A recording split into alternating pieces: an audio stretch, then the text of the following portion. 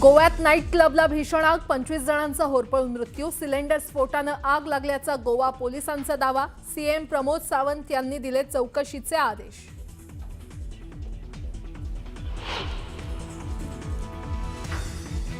केरळच्या कोल्लममध्ये बोटींना भीषण आग, अष्टमुडी तलावातील 10हून अधिक बोटी जळून खाक. मच्छीमारांचं मोठं नुकसान.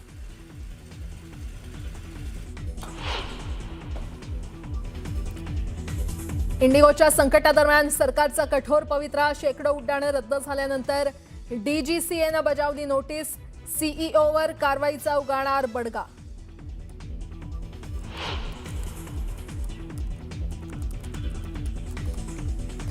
मनमानी विमान तिकीट आकारणाऱ्या एअरलाइन्सवर केंद्र सरकारचा बडगा. नागरी उड्डयन मंत्रालयानं प्रभावित रूटसाठी भाडं केलं निश्चित.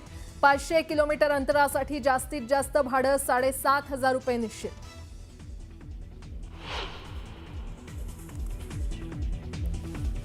उद्यापासून सुरू होणाऱ्या विधिमंडळाच्या हिवाळी अधिवेशनापूर्वी आज चहापानाचं आयोजन.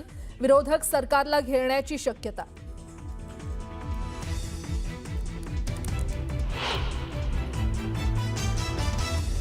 धारावी बचाव आंदोलनासाठी आज जनसभा. आदित्य ठाकरे राहणार सभेला उपस्थित. एकही झोपडी तोडू देणार नसल्याचा इशारा. धुमाकूळ घालणाऱ्या बिबट्यांसाठी ऑस्ट्रेलियन तज्ज्ञांची टीम पुण्यात. वनविभागाच्या 40हून अधिक कर्मचाऱ्यांना मार्गदर्शन.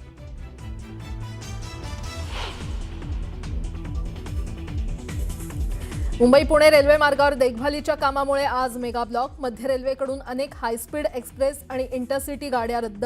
प्रवाशांचा मोठ्या प्रमाणात खोळंबा. या सर्वांना विदाऊट एनी. नागपूर अधिवेशनासाठी निघालेल्या अनेक आमदारांची तिकीट रद्द झाली आहेत. इंडिगो विमान सेवेचा आमदारांना फटका बसलाय. इंडिगो विमान कंपनीच्या अनेक विमान फेऱ्या रद्द झाल्यानं आमदारांची तिकीट रद्द झाली आहेत. गोव्याच्या अर्पोरा परिसरात भीषण दुर्घटना घडली. अर्पोराच्या नाईट क्लबमध्ये सिलेंडरचा स्फोट झाल्यानं भीषण आग लागली. या आगीमध्ये 23 जणांचा मृत्यू झालाय. मृतांमधील सर्वजण नाईट क्लबचे कर्मचारी असल्याची माहिती आहे. अग्निशमन दलाकडून आगीवर नियंत्रण मिळवण्यात यश आलं. उपराजधानी नागपूरमध्ये उद्यापासून विधिमंडळाच्या हिवाळी अधिवेशनाला सुरुवात होते. शेतकरी कर्जमाफी, तपोवनमधील वृक्षतोड, पार्थ पवार यांचे भूखंड प्रकरण, मंत्री संजय शिरसाट यांच्यावरील सिडकोतील जमीन घोटाळ्याचा आरोप यामुळे हिवाळी अधिवेशन गाजण्याची शक्यता आहे. कोट्यवधींच्या निर्मल मल्टी स्टेट क्रेडिट कोऑपरेटिव्ह सोसायटीमधील कथित निधी गैरव्यवहार प्रकरणी विशेष एसआयटी स्थापन करण्याचा आदेश सुप्रीम कोर्टानं दिलाय. या प्रकरणाचा तपास सीबीआयकडे न देता विशेष एसआयटी स्थापन करण्याचा आदेश सरन्यायाधीश सूर्यकांत आणि न्यायमूर्ती जयमाला बागची यांच्या द्विसदस्यीय खंडपीठानं दिलाय. बार्शीत भर दिवसा कोयत्यानं तोडफोड करून दहशत माजवणाऱ्याला पोलिसांनी ताब्यात घेतलं. बायकोच्या मोबाईलचा रिचार्ज न झाल्यामुळे बार्शीतील बाळेश्वर नाक्याजवळ मोबाईल शॉपीत तोडफोड करण्यात आली. जुनी पेन्शन टीईटी सक्तीचा निर्णय मागे घेण्याच्या मागणीसाठी शिक्षक आझाद मैदानात आंदोलन करणार आहेत. महाराष्ट्र राज्य आदर्श शिक्षक समितीकडून आंदोलनाची हाक देण्यात आली आहे. धारावी घाटकोपर सांडपाणी प्रक्रिया प्रकल्पाच्या जलबोगद्याला पर्यावरण मंत्रालयानं मंजुरी दिली आहे. त्यामुळे आता जलबोगद्याच्या बांधकामाला गती मिळणार आहे.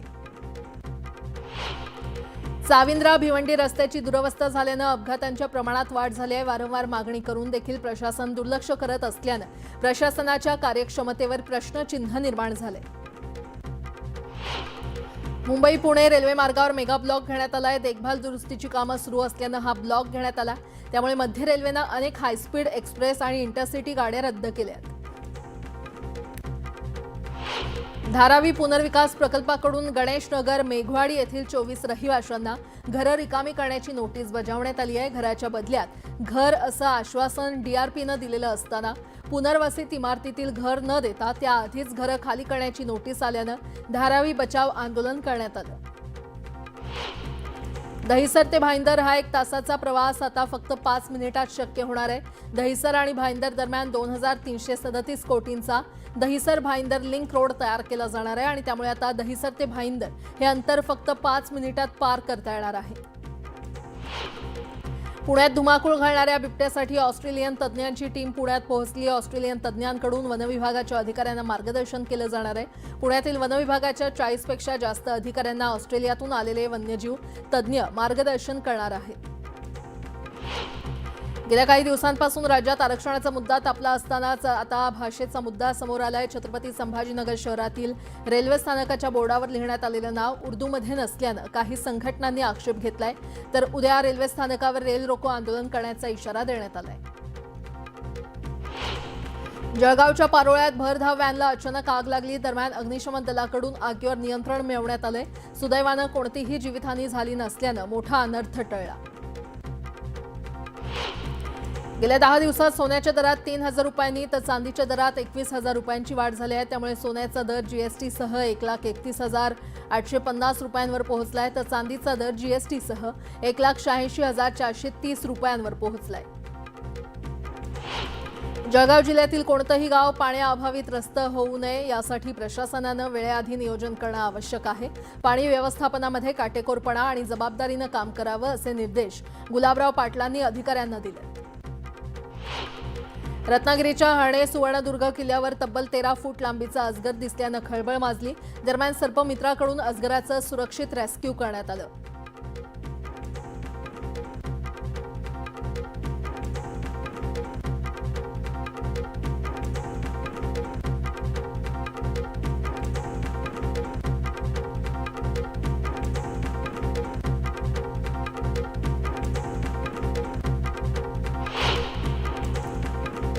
देशभरात इंडिगो विमान सेवा विस्कळीत झाल्यानं प्रवाशांना फटका बसलाय. परिणामी अनेक प्रवाशांनी रेल्वेचा पर्याय निवडला. मात्र ऐनवेळी रेल्वेचं आरक्षित तिकीट मिळत नसल्यानं प्रवाशांची कोंडी झाली. वाढती मागणी लक्षात घेऊन मध्य रेल्वेनं प्रवाशांसाठी विशेष रेल्वे गाड्यांचं नियोजन केलंय. राज्यातील उच्च शिक्षणातील विविध अभ्यासक्रमांच्या प्रवेशासाठी होणाऱ्या सामायिक प्रवेश परीक्षांची नोंदणी शुल्कात वाढ करण्याचा प्रस्ताव राज्य सामायिक प्रवेश परीक्षा कक्षानं तयार केलाय. हा प्रस्ताव मंजुरीसाठी सरकारकडे पाठवण्यात आलाय. या प्रस्तावानुसार परीक्षा नोंदणी शुल्कात 150 ते 250 रुपये वाढ अपेक्षित आहे. पुण्यात 18 वर्षीय तरुणावर चाकूनं वार करत हत्या करण्यात आली आहे. पुण्याच्या चंदननगर भागात ही घटना घडली आहे. पूर्व वैमनस्यातून ही हत्या करण्यात आल्याचा प्राथमिक अंदाज व्यक्त करण्यात आलाय. चंद्रपूरमध्ये जिल्हाधिकारी कार्यालयासमोर रेल्वे सुविधा संघर्ष समितीकडून आंदोलन सुरू करण्यात आलं. राज्यातील मुंबईनंतर सर्वाधिक रेल्वे महसूल देणाऱ्या चंद्रपूर जिल्ह्याला थेट मुंबई, पुणे आणि कोलकाता यांच्याशी जोडण्याची मागणी आंदोलकांनी केली आहे. बीडच्या नादेलगावात ग्रामरोजगार सेवकाला जातीवाचक शिवीगाळ करून काही गावगुंडांनी मारहाण केल्याची धक्कादायक घटना उघडकीस आली आहे. गावातील गावगुंडांनी ही मारहाण केली. या प्रकरणात तलवाडा पोलीस स्टेशनमध्ये तक्रार दाखल करण्यात आली आहे. जखमी ग्रामरोजगार सेवकावर उपचार सुरू आहेत. तब्बल 3 दिवस रद्द राहिलेल्या इंडिगोच्या सकाळच्या आणि रात्रीच्या वेळेतील मुंबई छत्रपती संभाजीनगर मुंबई विमानांचं शनिवारी उड्डाण झालं. त्यामुळे मुंबई विमान प्रवास करणाऱ्या प्रवाशांना काहीसा दिलासा मिळाला. मात्र मुंबईच्या प्रवासी संख्येत काहीशी घट झाली, तर दिल्लीला जाणाऱ्या विमानाला 1.5 तासांचा विलंब झाला. मुंबईतल्या भायखळा इथल्या राणीबागेत येत्या काळात इमू, चिंपांझी, गोरिला, पांढरे सिंह, झेब्रा आणि जिराफ असे परदेशी प्राणी पाहायला मिळणार आहेत. पालिकेकडून या परदेशी प्राण्यांच्या अधिवासासाठी 17 पिंजरे बांधण्याची प्रक्रिया सुरू करण्यात आली आहे. याशिवाय भेट देणाऱ्या पर्यटकांच्या मनोरंजन आणि प्राथमिक सुविधांसाठी देखील पालिका नियोजन करते. एसटी महामंडळानं मुंबईत बोरिवली नाशिक मार्गावर नवीन वातानुकूलित इलेक्ट्रिक बस सेवा सुरू केली आहे. ही बस समृद्धी महामार्गावरून जाईल. बोरिवली ते नाशिक आणि नाशिक ते बोरिवली दरम्यान एकूण 22 फेऱ्या चालवण्यात येणार आहेत. ठाण्यातील घोडबंदर मार्गावरील मीरा भाईंदर महापालिका हद्दीतील 3 ठिकाणी रस्त्याच्या मजबूतीकरण कामासाठी रविवारी पूर्ण दिवस अवजड वाहनांना प्रवेशबंदी केली आहे. मात्र यापूर्वी अशा कामांसाठी जाहीर केलेली अवजड वाहन बंदी फोल ठरली होती. त्यामुळे यावेळी देखील ती फोल ठरल्यास वाहतूक कोंडीची शक्यता आहे. उत्तरेकडून दक्षिणेकडे वाहणाऱ्या शीतलहरींमुळे सोमवारपासूनच मुंबईसह राज्यभरात थंडीचा कडाका वाढणार आहे. मुंबईचं किमान तापमान 13 अंश सेल्सिअस तर राज्यभरातील बहुतांशी शहरांचं किमान तापमान 6 अंश सेल्सिअस नोंदवण्यात येईल अशी शक्यता हवामान अभ्यासकांनी वर्तवली आहे. नाशिकमध्ये होणाऱ्या वृक्षतोडीच्या विरोधात कराडकर निसर्गप्रेमी आणि पर्यावरणप्रेमी एकवटलेत. तपोवन भूमीतील झाडं तोडू नये यासाठी सह्यांची मोहीम राबवण्यात आली आहे. कुंभमेळ्यातील साधुग्रामसाठी तपोवन भूमीमध्ये नाशिक महापालिकेतर्फे सुमारे 1835 झाडांची तोड होणार आहे. या वृक्षतोडीबद्दल कराडकर निसर्गप्रेमी, पर्यावरणप्रेमी आणि वृक्षप्रेमी नागरिकांच्या मार्फत नाशिक महानगरपालिकेचा जाहीर निषेध करण्यात येतोय. लातूर जिल्ह्याच्या औसा तालुक्यातील निळकंठेश्वर सहकारी साखर कारखाना सुरू झालाय. त्यानंतर आमदार अभिमन्यू पवार यांनी नवस पूर्ण केला. किल्लारी पाटी येथील कारखान्यापासून ग्रामदैवत निळकंठेश्वर मंदिरापर्यंत 3 किलोमीटरपर्यंत दंडवत घालत आमदार पवार यांनी आपला नवस फेडला. मुंबई गोवा महामार्गावर सरकार आणि ठेकेदारांच्या विरोधात अंत्ययात्रा काढण्यात आली. मुंबई महामार्गाचं काम रखडल्यानं ठेकेदाराविरोधात जोरदार घोषणाबाजी करण्यात आली. यावेळी माणगावमध्ये जन आक्रोश समितीच्या वतीनं 3D यात्रा काढत निषेध नोंदवण्यात आला. देहू रोडच्या किवळे रावेत परिसरातील वाढत्या नागरीकरणाच्या पार्श्वभूमीवर चंद्रभागा कॉर्नर इथे नवीन पोस्ट ऑफिस सुरू करण्यात आलंय. चिंचवडचे आमदार शंकर जगताप यांच्या हस्ते या डाकघराचं उद्घाटन करण्यात आलं. नागरिकांसाठी आधुनिक डिजिटल सुविधांबरोबरच पोस्टमॅनची उणीव भरून काढणारी ही महत्त्वाची सुविधा ठरणार आहे. बीडच्या आष्टी तालुक्यातील बेलगावमध्ये रेणुका मातेची यात्रा मोठ्या उत्साहात संपन्न झाली. यावेळी लाखो भाविक भक्तांनी रेणुका मातेचं दर्शन घेण्यासाठी गर्दी केली होती. यावेळी बेलगावच्या आखाड्यात महिला मल्लांची कुस्ती पार पडली. नांदेडमध्ये नाफेडच्या वतीनं सोयाबीनची खरेदी केंद्र 5 डिसेंबरपासून सुरू झाली आहेत. या केंद्रावर सोयाबीनला प्रति क्विंटल 5,328 रुपये असा चांगला दर देण्यात येतोय. चांगला दर मिळत असल्यानं शेतकऱ्यांनी समाधान व्यक्त केलंय. बांगलादेशनं कांदा आयातीला परवानगी दिली आहे. आजपासून प्रत्येक दिवशी 30 टनाचे 50 IP कांदा निर्यात केले जाणार आहेत. एका दिवसाला 15,000 क्विंटल कांदा भारतातून बांगलादेशमध्ये निर्यातीला परवानगी देण्यात आली आहे.